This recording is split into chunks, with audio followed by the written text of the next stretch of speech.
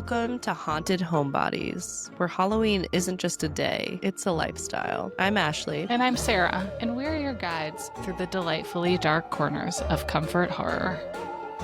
Grab your damn fine cup of coffee and a slice of cherry pie. It's time to find a fish in the percolator.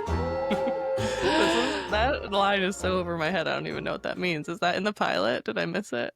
It is in one of the first episodes. So even though this is going to be a spoiler-free episode, that is a line that you will come to appreciate, I promise. I'll talk more about that in a second. But before we dive into our topic today of Twin Peaks, do you feel like the vast majority of your favorite TV shows are from a long time ago? And how does that make you feel?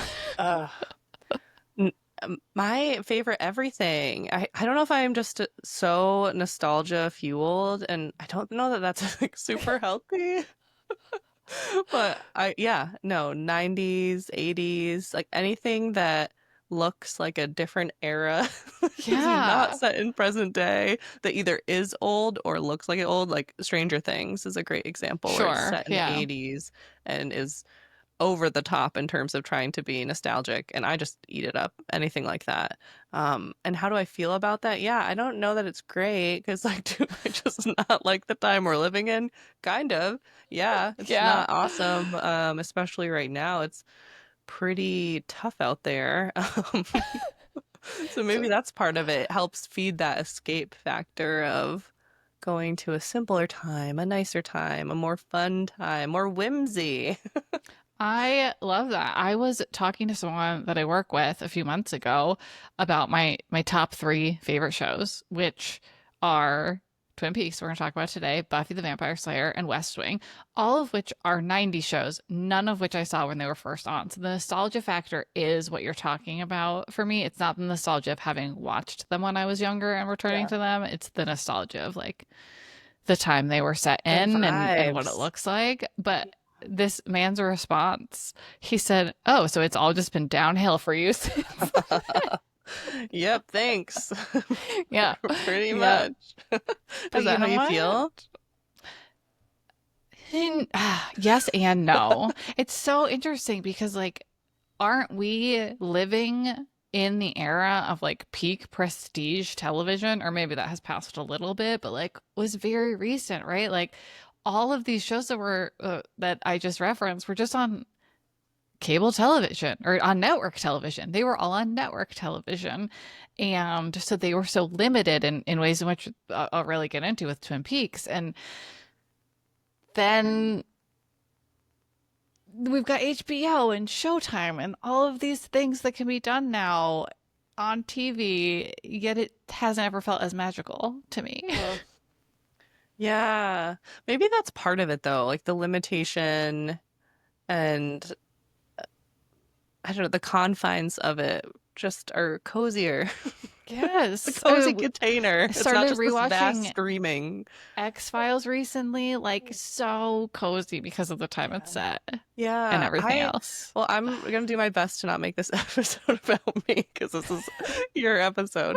But I was reading about Murder, She Wrote and some plot holes, and people were discussing how like they didn't really care. The writers didn't really care. Like it wasn't worth the time for them to go back and figure out like how things were connected or what characters' backstory was, because people were not like they weren't able to just go stream and start season 1 again. They weren't rewatching the season before the next season started. You know, they'd catch reruns here or there, but people weren't, you know, watching these like shows, especially one like Murder, She Wrote that's more serial based, where you know they just were like not there for the continuity as much. They were just there for the vibes, you know. That's such a good point. Like I always think of network TV of having the limitations of like the network execs having opinions and like really pushing that, and also like you could only show and say certain things. But there's also that like the audience experience for those shows was so different. You had to watch the recap at the beginning if you hadn't watched last week's episode. That's so true. That's so true. And I mentioned this before. I think that I also, the one thing I miss about cable is there's this vibe of like community, like we're all watching it together. Like even of just that general feeling of like I'm not alone in this. That makes me sound kind of like a sad lonely boy, but like whatever, I kind of am sometimes. Where like I just feel less alone because I know there's other people like enjoying Yes. experiencing this out there. And then also like there'd be shows and there still are shows where it's like I watch and then talk to you about, or I watch and then talk to my Hmm. sister about. And there was such a clear like we watch it and then we discuss it the next day thing that happened a lot in high school, and that just isn't a Right. thing anymore. It's not more like I'm like, oh, you should watch the show, and then I wait for you to watch it and then you get Yes. back to And me it's the and then we whole could talk about it. thing. Yes. Yeah. And then yeah, you've watched the whole thing. And like we've had a couple shows in recent years like that, like Game of Thrones. Yeah. People watched when it Yes. came out and they talked about it. But even Stranger Things, like such a big deal. So many people watching it. It gets released either a whole season at a time or like serious chunks at a time. It's a totally different thing now. It's Yeah. sad. It really is missing some of that magic. Yeah. But then by the same token, I do get frustrated when Stranger Things is like, here's the first 3 episodes. And I'm like, give me the whole thing. I Oh, need they to will see be it. doing that to us for the last season. I think it comes out in 3 parts. Ugh, yeah. Yeah. Yeah. But I also heard that each of the episodes is like a feature length film, That's what they did last basically. season. Yeah, Yeah. yeah. Yeah. Well, It's all anyway, fun. It's all we're good. We're talking about fine. we're not fine. We're 100% not fine. That's fair. But we are talking about one of my favorite shows of all time. Maybe even it's in the number one slot. I don't know. It's Wow. it's probably unimportant for me to rank that, but I love this show. Today we're talking about Twin Peaks, the original Twin Peaks that premiered in 1990. And we are just going to be talking about the pilot. Usually, this is a spoiler rich podcast because we are usually talking about things that are fairly old because that's what we like. Yeah. Uh, but I recognize that Twin Peaks is something that some people have just not gotten the chance to watch yet, or like my co host here, have not gotten the chance to finish yet. And I think we can really introduce a lot of what makes Twin Peaks so special, still keeping it spoiler free with the exception of the pilot. And Yeah. those aren't going to be like big twisty spoilers in the pilot. No. It's just setting everything up. No, the I have one story, one personal experience about Twin Peaks that I will share with you now. I may have told you about this probably because you are such a big Twin Peaks fan, but as you know, I have moved a few times in my Yes. life. So this is now Yes. my third time living in Maine. So we're gonna go back to the second time I was living in Maine.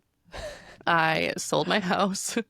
I went on a little cross-country road trip. You were there for part of it. Super fun Mhm. It time. was amazing. And then I came home and I was like, okay, so I have nowhere to live now. Where am I gonna go? And I assumed that on my road trip, like something would click. I would go to one of these places and I'd be like, I'm gonna move to Montana. I'm gonna move to Nashville, Tennessee. And I had kind of tried out all these Yeah. places to see, like, I'm just gonna be like, the country is my oyster. Let me just date around. I was calling it like speed dating America because I had read an article about that you just go, go on a road trip and speed date America, see where you like. Okay, I came home and I was like, still single, nowhere to live. And also, this was like, what was this, like 2021?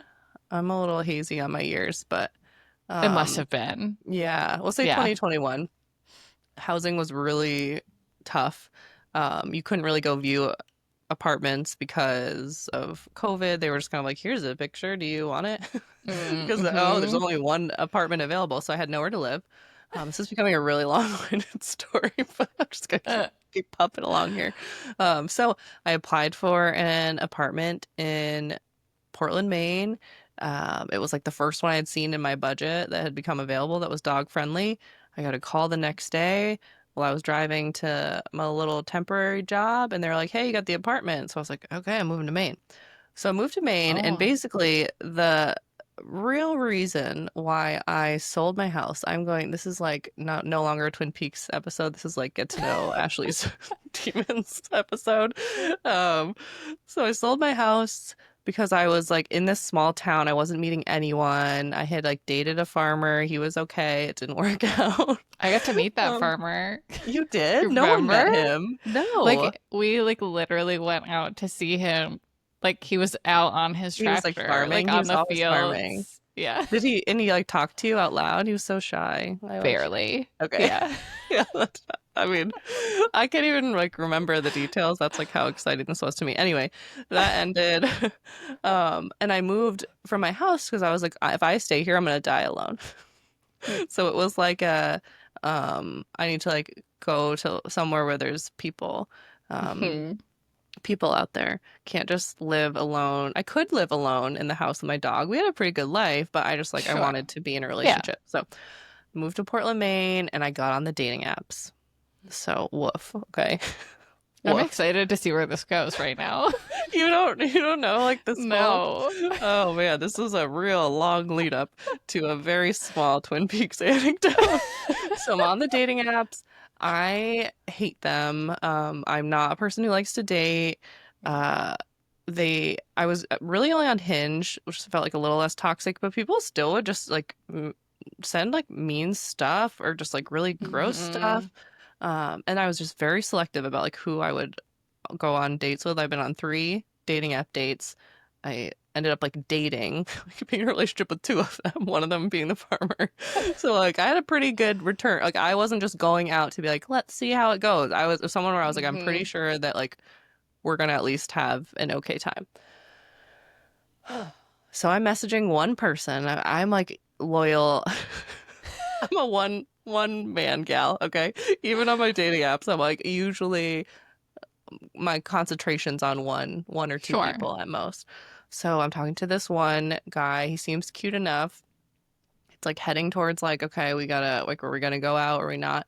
Um, and one of his pictures, like the reason why I started talking to him is because one of his pictures is him like laying where what is the girl's name who dies?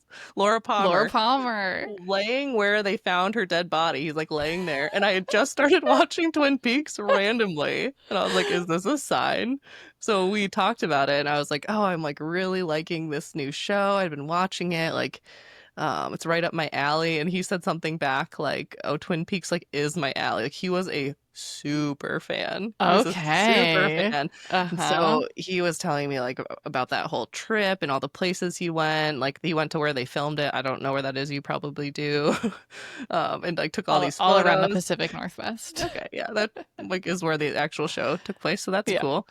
Um, and yeah, he was like a horror fan. So I was like, oh yeah, we're gonna go out. And then I think I was supposed to go out with him, and then I was like, ugh, I don't feel like it. I'm just gonna like text my friend Chris and like just hang out with him instead. And spoiler alert, I'm now married to my friend Chris, so I love I made the it. right You should choice. have But become friends with this other man, though. yeah, I love probably, a yeah, Twin Peaks fan. We're few and far between. yeah. That's And I not mean, true, but I I kind don't of know ghosted others. him.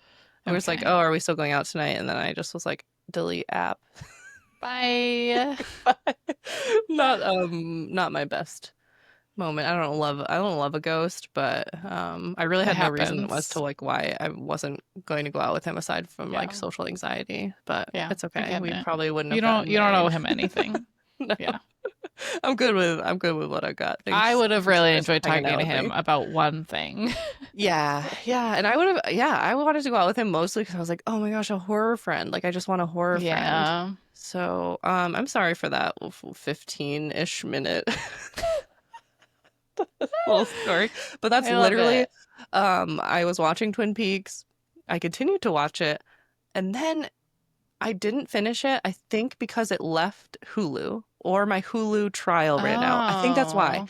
Um, Okay, so I'm gonna give you my this is a secret from the people who care about passwords. I'm gonna give you my Paramount Plus login and you it's on. can Oh yeah, no, continue it's on. it. Okay, so now Okay. it's on Paramount Yeah. Plus, and I have Yeah. that, and so Okay, that's where I great. watched it for today, and I just haven't had time to continue. But I Okay, but also you remember will. it Yeah. getting like really weird. Yeah. Okay, I'm well talking let's about back the up. pilot Hold on, today. let's back Yeah. up. Yeah. We're talking about the pilot today. Yeah. I'm like, I So want to talk to you about Twin Peaks in general, but we gotta wait, talk but about I the love pilot this today. because you are as excited as I am about Twin Peaks in your own way. This is amazing. I Okay, so am. Twin Peaks, it debuted on April 8th, 1990. So we were tiny little babies. We're yeah, fresh out. Uh, and I'm just going to read the synopsis of the pilot, which does have an episode name. It's called Northwest Passage. Hmm. And that is the small northwest town of Twin Peaks, Washington, is shaken up when the body of the homecoming queen, Laura Palmer, is discovered washed up on a riverbank, wrapped in plastic. Now, that is a good description of the physical things that happen and that kick off the events of the show. Yeah. Is that a good description of what the show is really about? No. Like you just said, things get really weird. So there's a lot of discussion on the internet about like what Twin Peaks is actually about. And keep in mind, the original show gets really weird. The prequel movie, Twin Peaks Fire Walk with Me, gets way weirder. And then the Hmm. 2017 Twin Peaks The Return blows those other two out of the water in Okay. terms of weirdness. It's amazing. I love all of it. I wouldn't say all of it is as cozy as the original show, which ran for only 2 seasons before it was canceled. Yeah. So anyway, what is it really about? Tons of like debate on the internet about what it's really about. And the show's creator always really, David Lynch, always refused to answer that, which he did similarly for all of his very surrealist works. By the way, David Lynch did pass away earlier this year, which is very sad and a Yeah. big loss to the Yeah, he film was amazing. community. Yes, yes. So a lot of the discussion about what it's actually about is like good versus evil of humankind, if you really want to boil it down. But my favorite take, I just wanted to read this, and this is my first Reddit comment I am bringing to the show. Really? It's been me every time? Yeah, yeah, Wow. yeah. Oh, I'm so glad Um, you're here. yeah. So, um, this user who deleted their account, so I don't have their username, said, I think David Lynch doesn't answer questions about it because he doesn't even know what it all means. He's just showing us his dreams. The TV is a looking glass, and all we're really watching is just ourselves. Whoa, I got chills. Yeah, yeah. I think a lot of David Lynch is like that true artistic, like, what do you see in it? Keep And I love that. his work is making me think of this other director who did like Moonrise Kingdom. He's like super Wes vibey. Anderson. Yes, Hmm. I don't know why, but there's like something about them having this like such a defined aesthetic and this like Yeah. dreamlike quality to them. It's like Uh-huh. he is like the nightmare version of Wes Yeah. Anderson, kind of, And I where would it's like a argue like little much psychological. deeper. Yeah. Yeah, I don't really know. I don't know anything about Wes Anderson's films. I just know like the vibes. I, I But I'm used to be just a thinking big of like Wes the way Anderson that, fangirl. oh really? Yeah, you Yeah. seem like kind of bitter about it now. Yeah. I was just kind of bored by his new stuff anyway. Okay. Oh yeah, that is the number one crime against Sarah is to be boring. So We've true. established that time and time again. But yes, I would agree. I don't know that I've like gotten through many of his movies because I do find them very slow, but visually stunning. And I think that's something Yes. that David Lynch does super well is the cinematography and the thought of like how everything is shot is so incredibly done and the vibes. Okay, before I leave the meaning of Twin Peaks, and I do want your opinion on Twin Peaks, but there's this excellent tie-in to one of my other favorite shows that is actually semi-recent, so that's promising. The Good Place. I just adore it. We What? don't really have we not talked about my obsession with The Good Place? No, we have. I'm just like really curious to see where the time Oh, is okay. coming It's a from. very small tie-in. It's Okay, okay. amazing. Yeah. Um, there is a scene in which there are, because you know there's a mystical magical element to The Good Place. No spoilers for The Good Place either. But is a table set up with like bowls of candy, and you can like eat the candy and like get a certain feeling or like things like that. But there's one that is labeled, if you eat the candy, fully understand the meaning of Twin Peaks. Oh man. Okay. Yeah. Yeah. Yeah. So I like that. it's a big deal. Nobody really knows. I think that's part of the purpose behind what David Lynch is doing. And also for a show that like truly I don't have a lot of people in my life I can talk to about it that have watched it all the way through. It is It is and has been referenced throughout pop culture an Yeah. incredible amount because it's just there's nothing else like it. And it was a big deal when it was on, which I think is Yeah. pretty cool. I think it's actually really surprising to me that it is so popular and beloved, not because I don't think it's amazing, but because people want like the closure and the satisfying ending. And I don't know what that is yet. You said that he made some sort of closure for us because the people in the studio behind the scenes, right, were like, people need something. They need some sort of answer to the mystery. Yes. Right? Yeah. But that is also like what storytelling is, right? Is to go through this journey, bring us on a journey, go through the struggle. We're not quite sure how it's going to end, and then like it ends in some in some way. And for this show to kind of just leave you questioning and without answers, that is a lot harder of a sell, which perhaps Hmm. is why it's a little bit more of a cult following and people like either are like, "Oh yeah, that show is kind of cool," or they're like, "I'm obsessed with this show. It's the That greatest is show a ever." really good point. And then, like he did come back with Twin Peaks The Return, but I wouldn't call that the type of satisfying conclusion that Twin Peaks The Return is like a 10-hour art house film. Like, it's like full of like layered meanings and very little conclusion to the plot and the Yeah. characters of the first one. And I think David Lynch would tell you that's not what it was about. Uh, yeah, he was on his own journey. I respect it. And the Yeah. success he had, he was gonna be like, I'm not gonna do it like everybody else is, and take it or leave it. Yeah. He was very successful at that. So Hmm. you haven't finished Twin Peaks yet, and we've been talking about it, but I have to know kind of your thoughts and feelings about what you've seen so far. Yeah, so I don't remember what episode I got up to before my Hulu subscription went away, but I was close to the end and things were really starting to unravel, but we will discuss that at a later date when I've rewatched. But rewatching the pilot, I was watching it very closely as I do for the podcast, and often that makes me view things through kind of a different lens. Like Mm. we're big comfort watchers, we're big rewatchers, so a lot of times I'm reading or doing a chore and kind of like half watching, coming in and out. But I like sat there and watched this, and I was surprised by how dark it is. Right? I so I'm a very different person now today than the first time I watched it back Mhm. 4 years ago. I had a baby. After having a baby, I know many other people can relate to this. You just view the world very differently, and like I had to take a huge step back from horror in general, true crime. No, like you just want to view the world from like a safer lens, in general.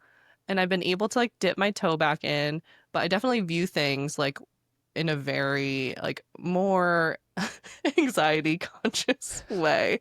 And this show did not trigger my anxiety, but there were some moments where I was like, "Oh, this is like super heavy and extremely dark themes."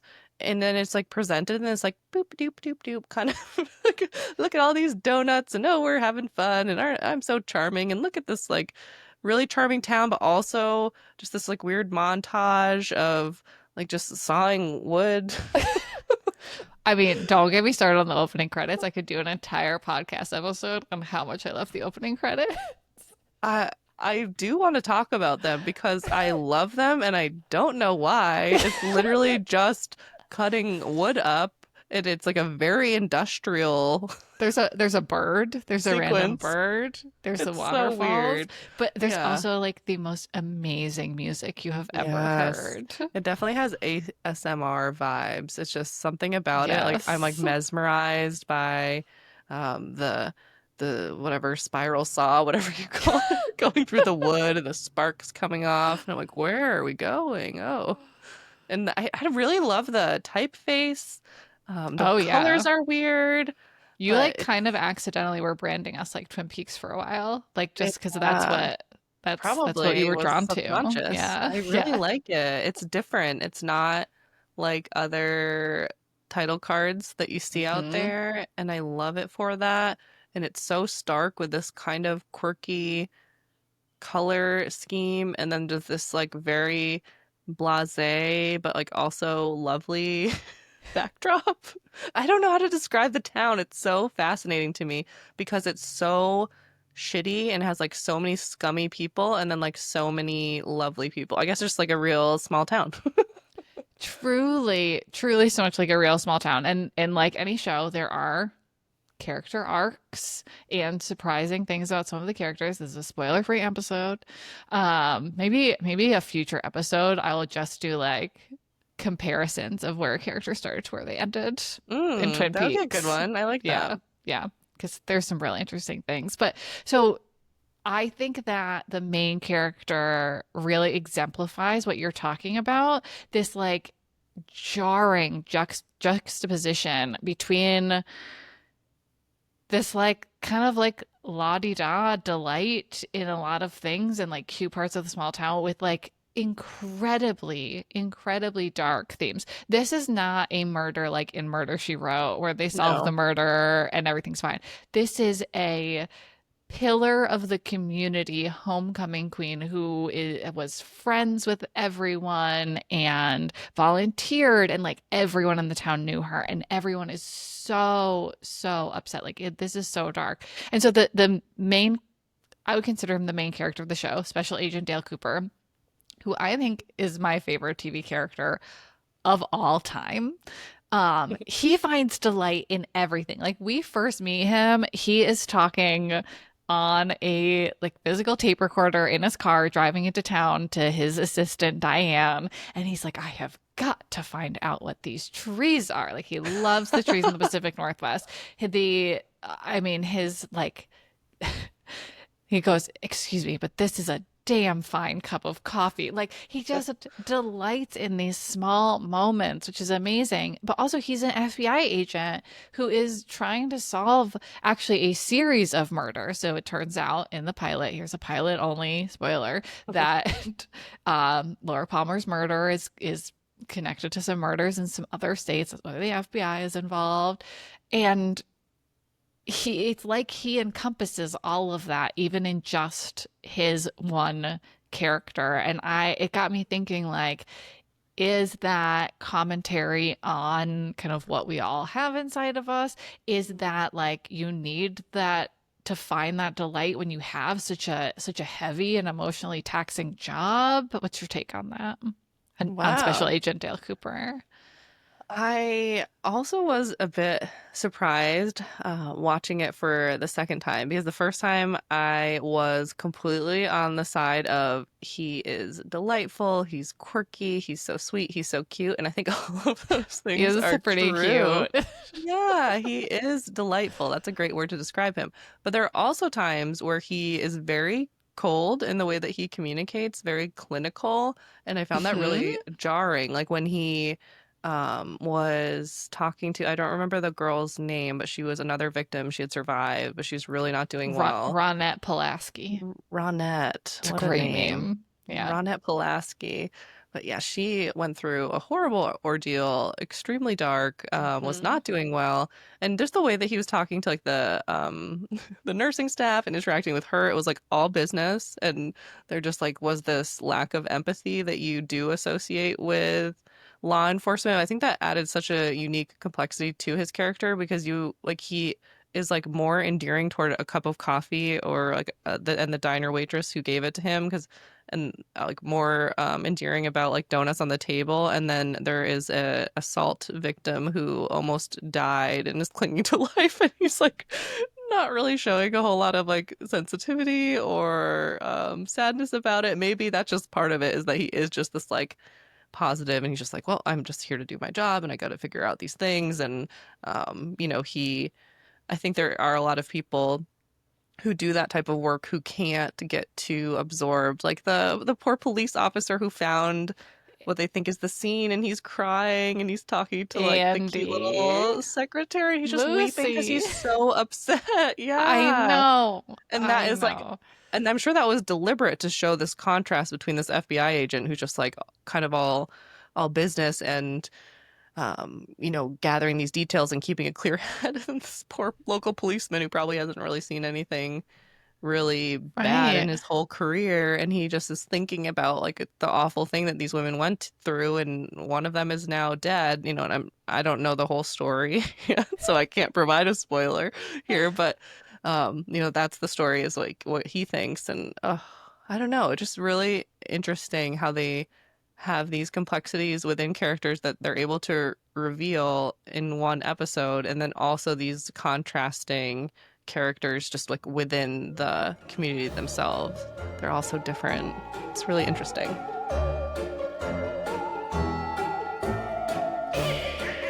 It's also like I feel like endlessly rewatchable, even Yeah, just the pilot, because you pick up on all these different things, or you have a different experience with it. And the pilot, by the way, is 2 hours long. it's long. Yeah. This was a 2 hour long pilot.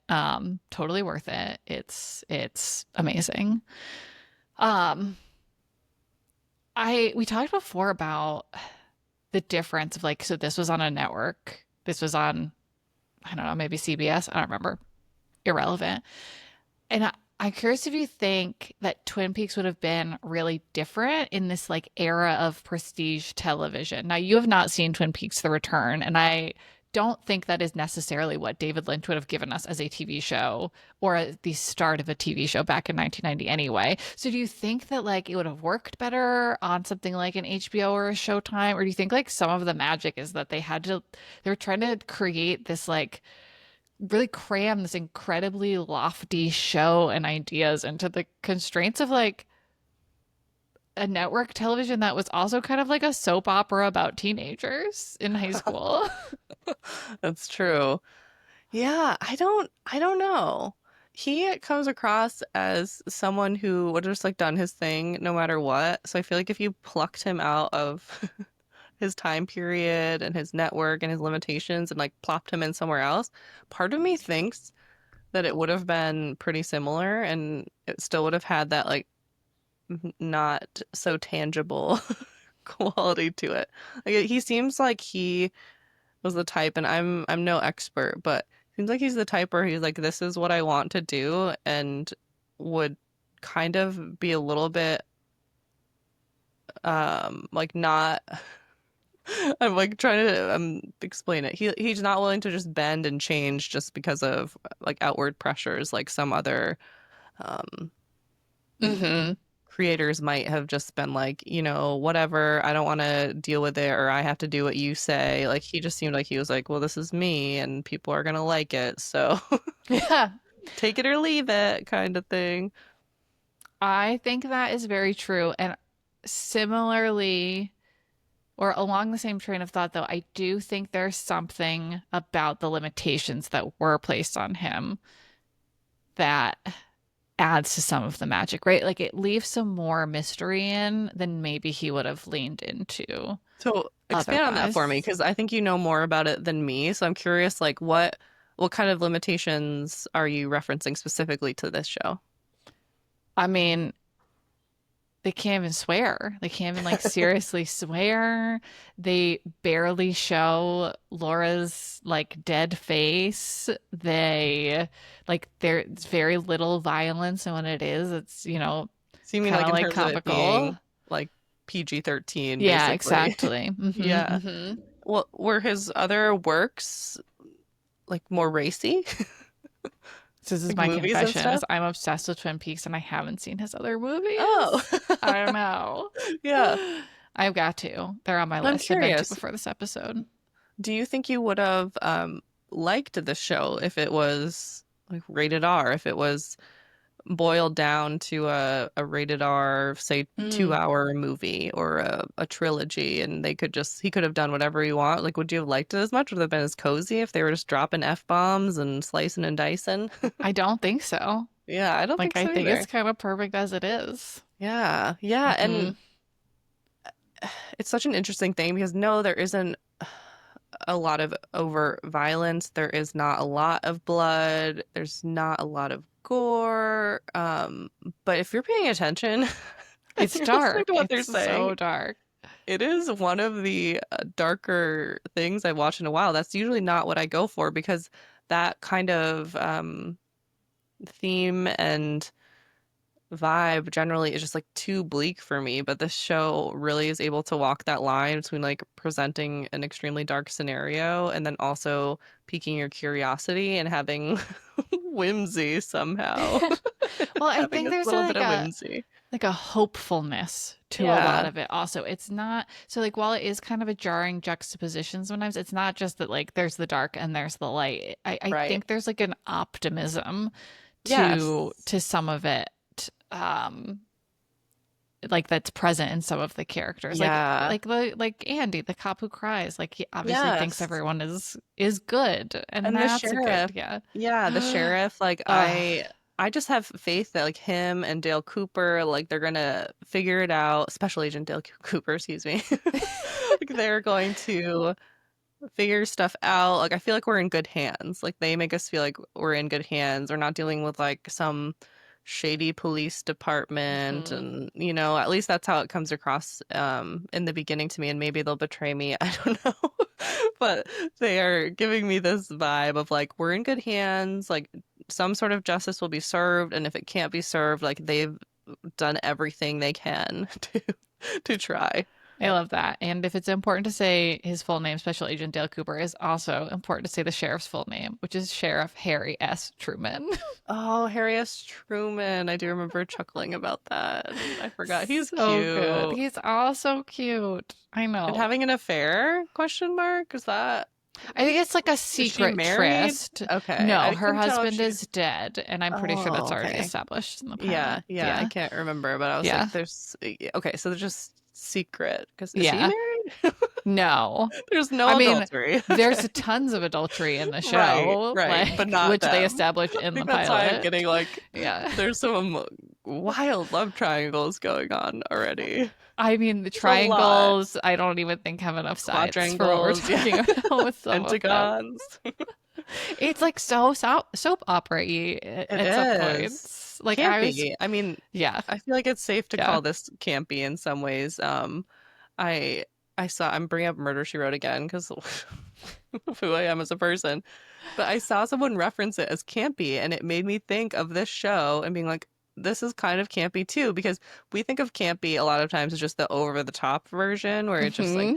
silly and like big practical effects and just like over the top. But these kind of shows have this like quieter camp to them. And I think Murder She Yeah. Wrote is like that and Twin Peaks is like that where it defies like logic and reasonable time frames and reasonable just realms of living, right? Like in some ways you could, I guess, say that certain parts of this episode like all make sense within but like it is a tangled web. This would have to be the most buck wild small town in the Pacific Northwest for all of that to be going down in a matter of hours. It's messy. I have never thought of Twin Peaks as campy, and now that you've said it, like 100% also it makes sense why I love it so much. Like, Right. I mean, there is a whole plot point about the fact that Laura Palmer had half of one of those broken heart best friend necklaces that we totally had in high school, and they're Yeah. trying to track down the killer by finding out who had the other half of the necklace.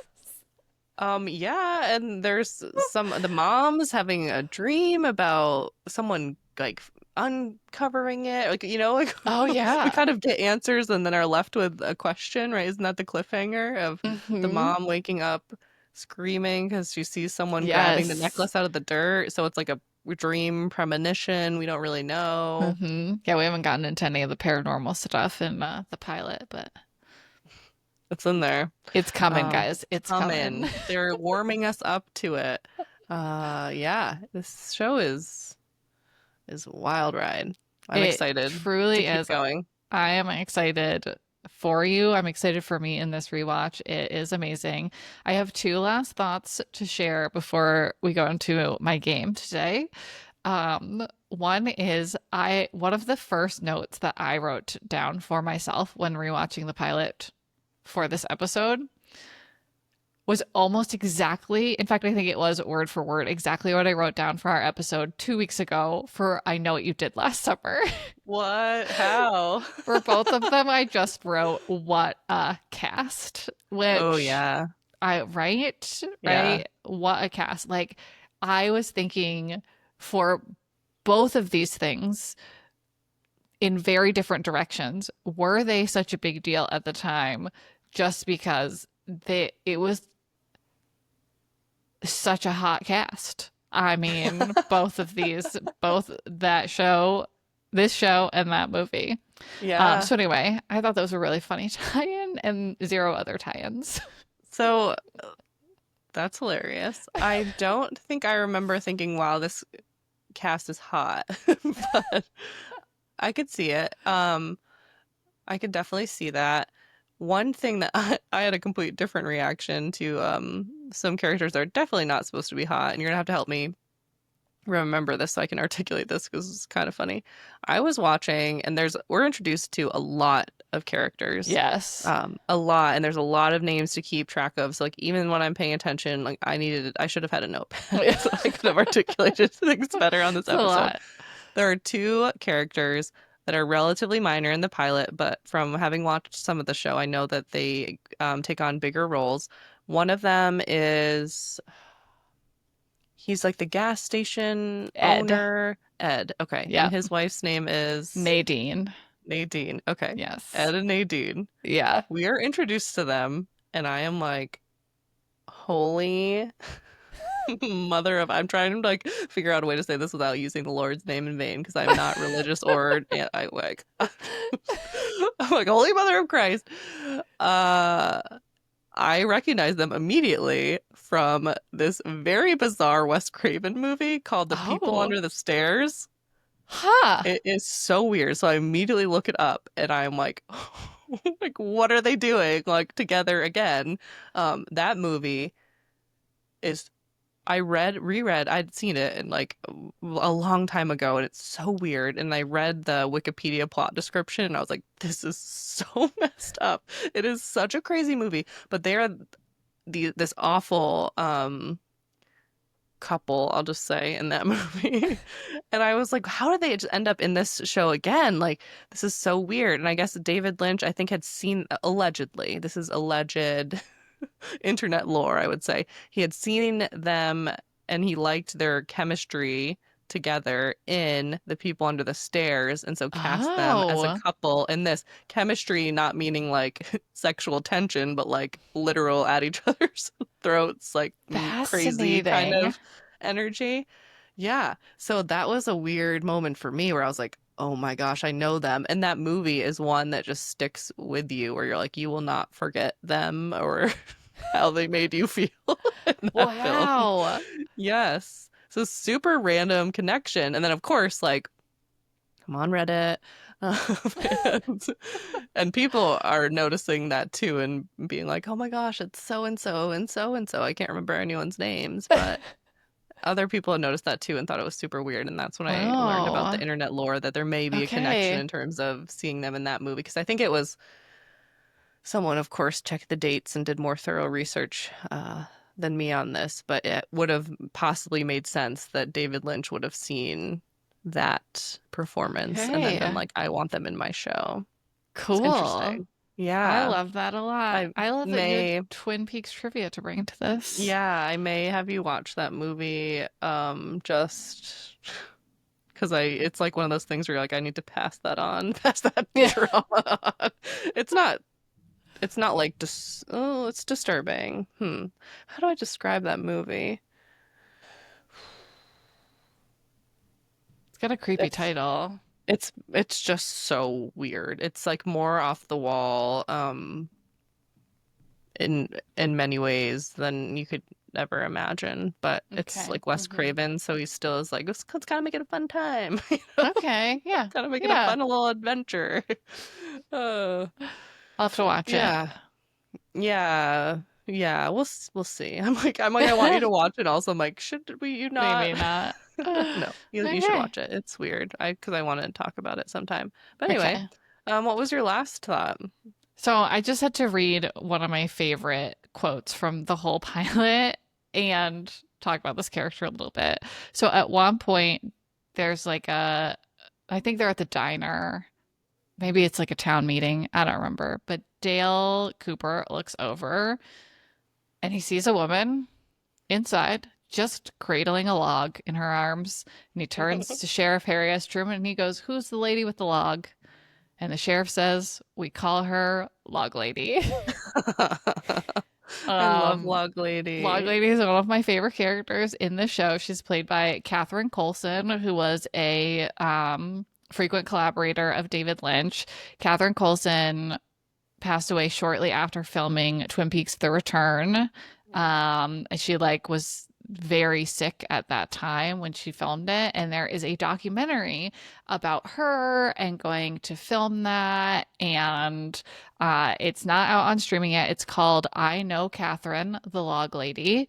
I can't wait to see it. It was in Houston for one night and I was super sick that day and I didn't get to go see Oh, it. So I can't wait. I'm really looking forward to it. The Log Lady is a phenomenal character and it's a character that she developed with David Lynch, which I think is really cool. really? It's an idea they had together. Yeah. Oh, she's so fun. She's Yeah. perfect comic relief and She is perfectly amazing. a bizarre match for this bizarre show. That's Yes. bizarre and lovable. It's the whole That's that's what the it whole thing. is. Well, any last thoughts from you before we play our game? No, I'm just excited to see this through and to talk about it again. We will. We will. I will not let us not talk about it again. Both the original show, the prequel movie, and Yeah, the all recent of that will be new. revival. Yes. Yes. We got some work to do. We do. Okay, this is a really boring, lame game, but it will be fun trivia. So you know how many episodes ago we did the Goonies and I had us play um a Nepo Babies game? Yeah. Well, now we've got parents of Nepo babies Oh, in Twin Peaks. So is that I a thing? Can you be a Nepo I parent don't think so. retroactively? You But no, you I get it. have I get it. you've given the privilege to your children. Yeah, yeah, So I am going to give you the child, the baby. the Okay. baby, the Nepo baby, and have you guess, and I will not make you guess that long. This is a wide open field. Yeah. Um, who their parent is in the show. Okay. I might need help with names because Yeah, I'm. totally. You can describe who the character Okay. is that Okay. you're Okay. guessing. Okay, so we're gonna start with Amber Tamblyn. Do you remember her from Sisterhood of the The Traveling traveling Pants? pants. Who could Yes, forget her? She's the sassy one. exactly. Yes, Amber Tamblyn. Her father is in Twin Peaks. We do Hmm. meet him in the pilot. Okay. I feel like he's Sheriff Harry S. Truman. No, it's a good guess. It was a good guess. I feel like That they his look similar. I could see it. That's Michael Ontkeen. Ontkeen. Does he Not have her a baby? father. Not a He's Nepo baby. He also he's not a totally Nepo retired from parent. acting many, many years ago. Oh, good for him. Yeah. Yep. Hope he's happy. Me too. Me too. Would you like a second guess? Is it Ed? It's Just naming not the people whose Ed. names I It's a know. character we meet fairly briefly in the pilot. He's super weird and he's got round glasses. Ew, the creepy psychiatrist. Dr. Jacoby. Yep. He gave me the biggest skeeves ever. Skeeves a real word. It He is now. grossed me out. Yeah. Yeah. Ugh, I not looking forward stay with to. that feeling. Ugh. Yep. Okay, That yeah, is now I see it now Russ though. Tamblyn. Russ Tamblyn, father of Amber Tamblyn. Don't like him. Tried to forget. Now I remember. That's so fair. Mm. Okay, our next are the Deschanel sisters, Zoe Deschanel and Emily Deschanel. Zoe Deschanel from New Girl and Elf Yeah. and 500 Days of Summer and 1000 Other Things. Emily Deschanel from Bones, and I can't think of anything else. Their Okay. mother plays a fairly small part in Twin Peaks. This is not really fair. Okay. I'm just gonna say Laura Palmer's mother. No, but that's a really good guess. It's a really good guess. Give me Thank you. another person's mom. Another person's mom. Who else's moms do we meet? I don't know. I'm blanking. Okay, that is fine because now I need a moment because now I've forgotten the character's It's extra name. good trivia. Yeah, it's Donna's mother. Okay. Yes, When did we meet her? we like barely see her in the pilot. So she's like Okay. also like the doctor's wife, the doctor who also does the autopsies because it's a small town. Yeah, yeah, yeah. Yeah. Yeah, she's Okay. she's in a wheelchair. I don't remember what she Very looks like. brief. Yeah. Okay. Yeah. I might have missed it. Maybe I was on a Yeah. bathroom break. Forgot to pause it. Her name is Oh, Mary Jo Deschanel. okay. Yeah. I almost Uh said I didn't know they had a mom. That doesn't make sense. they did. They did in Uh, fact. yeah, yeah, Okay. yeah. And then our last one, which is pretty amazing. There was like so many people that had from this show that went on to have kids with like pretty big careers. Yeah. The next one is Rashida Jones, Oh, who's on Parks and Rec. She's in The Office. She's been in so many things. yeah. Is it Oh, uh sorry, it's a woman. Her mom her is. mom? Yeah. I'm gonna say the cutesy tryst with Harry S. Truman lady.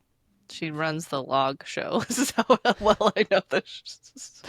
That character is Josie Packard, played by Joan Chen, and that is not her mom. Not her mom. Hmm. But I don't know. It feels like kind of like you're on the right path if you want to give it another try. I don't know. Right I age don't know. range. There is a tryst or an affair involved. I'm trying to think of like one other single character. I've gone through all the moms. Not a Um, mom. not a mom. Okay. Yeah. There is. I'm just gonna say one of the diner girls. You've got it. It's Norma Jennings, played by Okay. Peggy Lipton. Wow. Well, Yeah. Yeah. I apparently don't remember what Rashida Jones looks like. I don't know that they look super similar, Yeah, but yeah. yeah. Yeah.